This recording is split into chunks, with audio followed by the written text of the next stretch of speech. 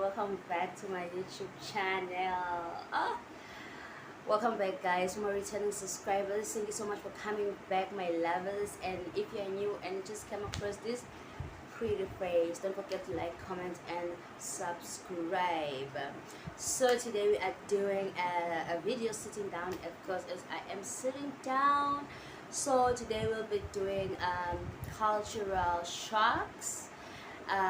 Swatini versus India, Kerala, Kalamaseri, Kochi. I don't wanna generalize things, but I'm not sure. So yeah, that is what we're doing today. So let's not waste a lot of time. Let's get into the video. So yeah, guys, the first and foremost shock that I got as a person from Swatini when I moved to India is that Saturday is a normal school day for for literally everyone. It was a shock to me because in Swatini, Saturday is a weekend. Only part-time students, they go to classes, and only like the retail shops, grocery shops, like they work on Saturdays, but end of business is on Friday, guys, and Fridays are half day. So when I came here and I was told that school is Monday to Saturday, and Saturdays are not like half days, are just normal school days, that was a shock to me. I won't lie, it was serious shock. But yeah, that is the one shock that I got when I just arrived here. Another cultural shock was that people who are going to college, they wear uniform here. I I don't know how I felt about that the first time I came here. I didn't expect it, of course, because in my country, Eswatini, we don't wear uniform. Once you leave secondary school, you don't wear uniform. Once you're outside high school, like you finish your Form 5, your grade 12, there is no need for you to wear uniform. But I'm doing my bachelor's, and I wear uniform Monday to Fridays, and Saturdays I get to like wear casual clothes. So that was a big shock for me. Like, we are still school kids. Like, it was just a big shock for me, but I'm used to it now because I've been here for a year and a half, I think. So yeah, guys, the next shock, I think that is number 3, is that as a college student, you go to school like high school, guys. You don't have this thing of lectures, like you have one lecture then you go to sleep. No, here we go to school like secondary school, like from morning, like from 9 to 4 or 5 every day, Monday to Saturday. Like, that was a big shock for me. I won't lie, it was a big shock because when I was in university, there were days when I didn't have classes. Here I have classes like every day and every day. So that was a shock for me. I don't know, maybe in other colleges they have a different story, but here where I'm studying, we have normal classes. We don't have break. We have breaks and lunch, just like in high school, guys. The high school routine, like, it's so different from when you come from Eswatini, because Eswatini we have lectures in a day. You can have one lecture or two, or just first years are always packed, but as you go to second year, third year, like your timetable become more free. So that was too different for me, especially because I was coming from varsity. So yeah, it was so different. But yeah, that is just another shock that I got. And the number 4 is that in the bus, in the bus, you don't just sit like next to a man, guys. The men sit at the back, the women sit at the front. The women and the men, they don't sit together like here. I don't the first time I was in the bus, of course I sat in the back, and the back seat, it was full of men, and it was so weird. But then, as because I'm doing social work, I get to go to the field most of the time. So yeah, I started learning that actually women, they sit alone in the front seats, and the men, they occupy the back seat, which is so different from my country. In my country, you sit anywhere. When you enter a bus, you enter a kumbi, a quantum, anywhere, guys. You sit anywhere you like there is no like that gender thing. Like here they take it very seriously, but yeah, it's like their culture. It was a shock for me coming from a Swatini, guys. Yo, shame things that your friend or that I've learned. Then another shock, I think that number 5 is that people here, they don't greet, guys. Out there's people here, they don't greet. In the morning, they just pass, like just pass the person, mind your own business. If you wanna say something to the person, you just get into the issue. Don't start greeting or anything like that. Coming from a country like Eswatini, guys, we greet. Excuse me. In Eswatini, like nothing can start without greeting. Even in my home, in the morning when I wake up, I greet everybody. Like I greet them. I stay with them in the same house, of course, but in the morning I greet. Like ngiyavusela guys, siyavuselana village. It's like it's normal thing for us, and if you don't do it, everyone is like ukhule njani, like which home are you from? Who, like, your parents didn't teach you manners if you don't greet. Eswatini, guys, we are greeters. Nice, guys. You enter a shop before you buy something, you greet. You enter a taxi, you greet the person next to you. A lift, yo, no, guys, we greet fellowship, and here they don't greet. And coming from my country, I came with the culture of greeting, of course. Sometimes you will greet a person, she will not reply. Not that is rude. They're just not expecting me to greet for nothing. Like in my class, when I walk in the morning, I start saying good morning. Everyone, they feel like I have something to say, but it is nothing. I'm just greeting, because that is how I was raised, and that is what we do in our country. We greet. Before we start anything, we greet. So that was it. I think the next shock that I got is that in class, when the teacher enters, guys, we stand up. Like it says, it's a sign of respect, I think. Like the way we used to do in primary, like you see in primary, when the teacher enters, you stand up like good morning teacher, like those kind of things. Yeah, we still do it here in college. Yeah, we do it. And first time they would stand, okay, you stand when the teacher comes in, and you stand when the teacher is leaving. So you like, I was not getting used to it, guys. Like the first days I was here, I see every time my classmates would stand up, I would like stand up in the middle. Sometimes I would stand when I'm about to sit, because I was like, I'm not against it. It's just that I feel like, why stand? And when you sit down, you're gonna talk. That's not respect, right? But in my country, when an elder is speaking, even if your teacher care, like in college, in lecturers, they just enter and start their business. Nobody cares. Like nobody cares. But you know, when they are teaching, there is this silence. Like people, they don't talk. But here, like, I don't know whether it's the same thing or it's another thing I just got here. But there is this thing of, even if there is a big person making a speech, like they will talk. They will talk in class when the teacher is teaching. Like they will talk. I don't know, guys. Maybe it's because I don't have anyone from my country here. Otherwise, I'll be talking also. But I just don't think it's something that we grew up doing.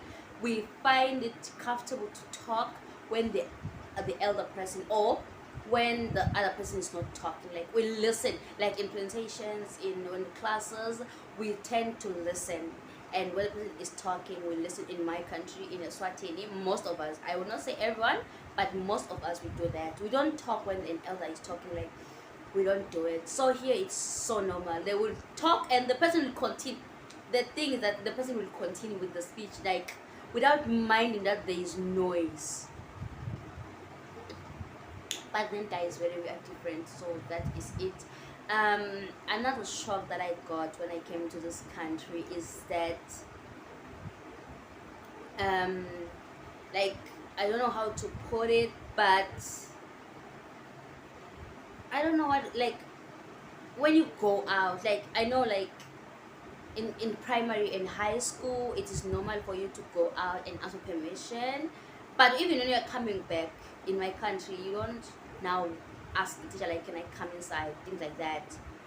You just ask when you're going out for the washroom, then you come back, you enter.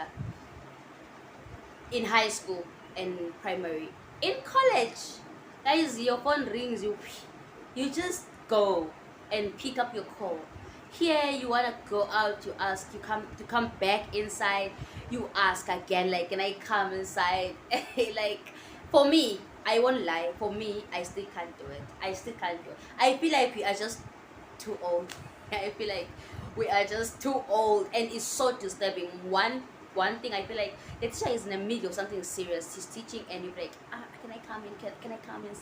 I feel like that's, guys, I feel like it's so disturbing. I don't wanna lie. I feel like it's just a disturbance to the teacher. He has to stop now and look at you, and others. It's just, you know, it's just no, like, it's just, it's not good. It's not good for me. That's why I'm not able to do it. Finally, we don't do it in my country, but yeah, we like, I still don't find it like I can do it. I just feel like it's just too disturbing for me. I don't know which number was that, but let me see what I've left out. um People been asking me from my country, like, which languages they speak here, and if I like, we are like the same. I will not say, okay, one thing about Swazis, I'm saying Swazis and Keralites, Kochians, let me say like that, because I don't want to be like Kerala, like everyone in Kerala, but we are so different in so many ways, like personality wise, thinking wise. People in my country have a lot of sense of humor, like things that I say that I am joking, here they find it serious. Things that they find it funny, I find weird. Why is that funny? Why are you laughing? And they're laughing. But I don't blame it. Just we are so different. So here they speak Malayalam. They are not speaking Hindi. They are not speaking Urdu. People have been telling me, like, I don't even know. Like, I also thought they speak Hindi, but when I came here, I found that they speak Malayalam. I thought they were speaking Hindi or Tamil. That were two languages I thought, like, I knew before I came here, or in Punjabi or something like that. Yeah, I knew those three languages from watching Bollywood series, of course.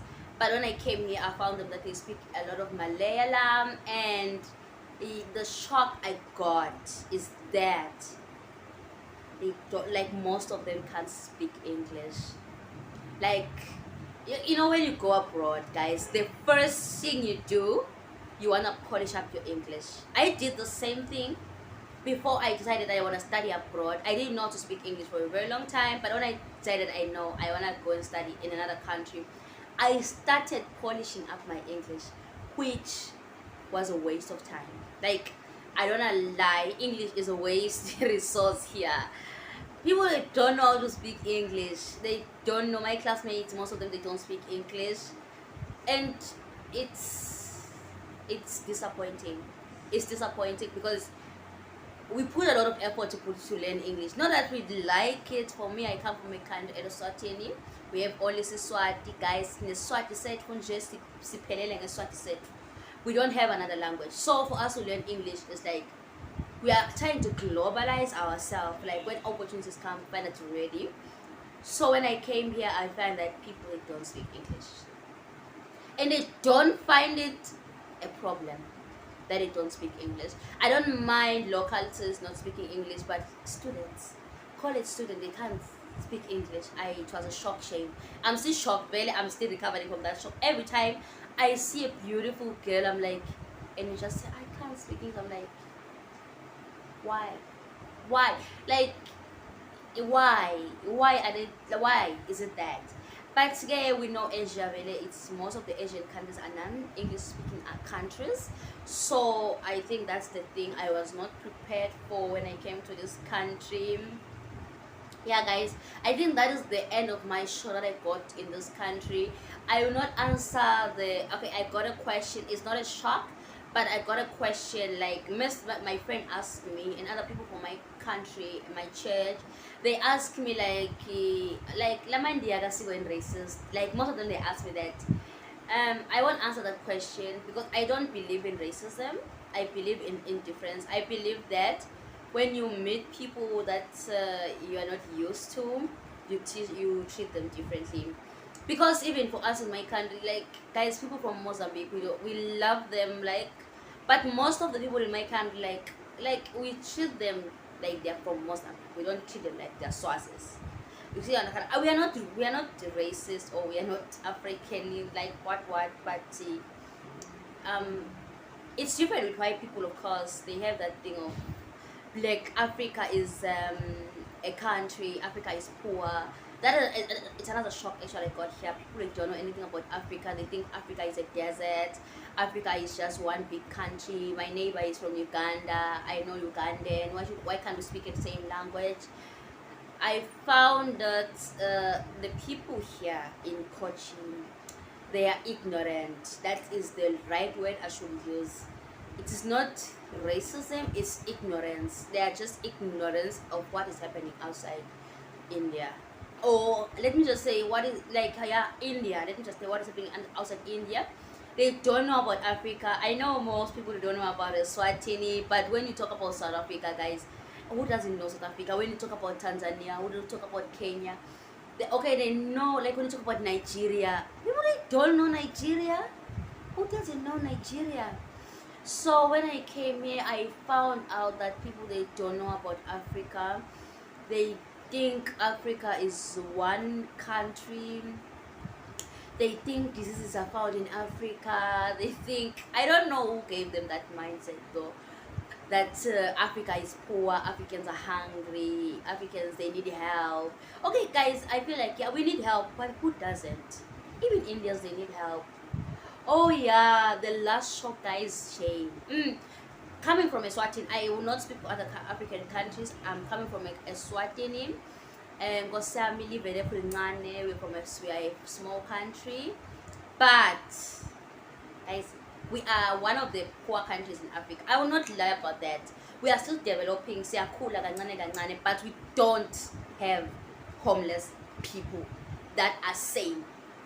We might have a runaway kids like 1 or 2 days, So when I came here, I've never been so devastated in my life. I want to use the right word. It was not a shock. I was devastated. I was broken. I was broken in ways I can't explain myself. Okay, for me, I'm that kind of a person who, like, I empathize a lot. Like, I feel people, like, I get into people's shoes. So when I came here, I found people sleeping on the bridge, people sleeping next to the beach, in the railway station, and for the people living here, it's so normal for them. And even I'm tearing up even already, because, guys, let me say this. When I came here, I found like children, guys, like 3 months, like newborn babies are homeless, guys. They don't have homes. People here, like, people are homeless. I've never been so devastated, and I'm not used to it. That is the truth. I'm not used to it. Even today, I still feel so sad when I see them outside there. Because I always thought, like, people would be like, Swati, as not look for like this, like that. So I was like, there's nothing that goes beyond my country. Like, there's nothing that goes beyond my country. Right now, I'm going to a developed country. I'm going to India. They talk about a lot of things, but when I came here, homelessness, shame, young shire, guys, it hit me so hard. And I think, and I hope they were gonna do something about it as the years go by, because the people a lot, and they can't, like, everyone can't have everything. That is just the rule of life. Everyone can't have everything, but as some guys to help each other. Yeah, I think that is the last shock that I got. I've gotten myself into, like, thinking so hard about this homeless thing, so I'm getting emotional. So yeah, guys, this is the end of the video, and thank you so much for coming back to my YouTube channel and watching this video until this far. I really appreciate and love you guys, and I pray that we grow and we we multiply, guys. I hope you get more subscribers as years go by, as months go by, but all that is in the hands of the Lord.